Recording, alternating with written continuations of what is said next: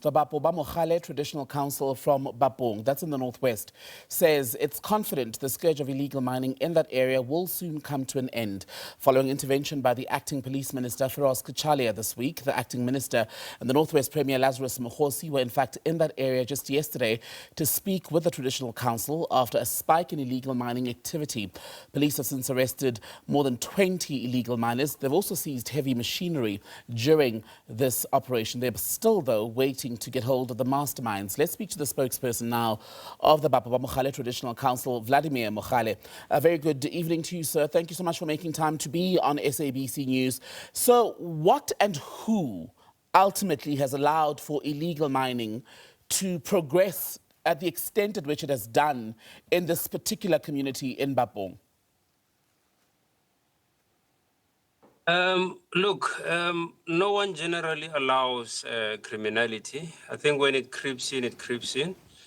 And potentially, since we are a traditional community, it could have been one of the community members, for example, who can sell off his stand of residence to someone who then has intentions to not build on it, but rather do this illegal mining. Mm-hmm. I think my question is also born, Vladimir, of the fact that when you look at the pictures, and I'm hoping we'll bring them up, of illegal mining in Bapong, it's unlike a scene that many of us would see in places. You've got excavators in plain sight. You've got trenches dug all over in and around people's properties. That's not the sort of thing that happens overnight. Why wasn't it arrested sooner? I think the only reason or the only delay would be in reporting the matter and the response when we reported the matter. We caught wind of this issue on the 1st of July, and we immediately reported it to the police because we have to follow the law. So we opened up a case. When we didn't get a response on the case, we walked into the commissioner's office to drop the letter. We thought the email would not actually help us in that case. And I think around September, that's when we got a response, and we had several meetings with the commissioner. But also, as an intermediate response, we were able to procure a security company that could assist us to mitigate. Because if you don't deal with this issue in the first instance, it tends to go overboard. And as soon as you report it, is the faster that these people are able to operate. You know, they move quicker, they bring sophisticated equipment. As you know, this is organized and well-funded. So as soon as you report it, they move with blasting speed to actually mine. But who is giving... And that's what you see in those pictures then. Right, and who is giving the orders, from your knowledge, for this sort of operation to continue? Because it's one thing to recruit young men in the community or from other communities who want to make a quick buck. But if you're going to bring in excavators and trucks to move the loot, that means someone with more power, more resources, more money is calling the shots. Yes, I would say is the response. I think the response from the police should have mitigated if it was quicker. Our response as well that we tried to do should have also mitigated. But I wouldn't know who is behind this. I think the police will help us in the investigations to see perhaps who are the people driving this particular operation. But we don't have any idea at the moment, and we've allowed the police to do their work and other officials to actually investigate. Given then that we don't know who is the boss or who the bosses are of this illegal mining operation, do you not worry that there might be fight back because they won't want to lose a lucrative business, will they? They wouldn't, I would assume. But I think if the might of the law in this country is strong enough and willful enough, I think there will be a stoppage to this particular illegal mining. What do you see as the role of the Traditional Council ultimately in fighting this? Because I know yesterday when the acting police minister and provincial government delegation were there was also talk of the establishment of a task team that'll be roped in. But for you, exactly, what are you going to be doing now to assist?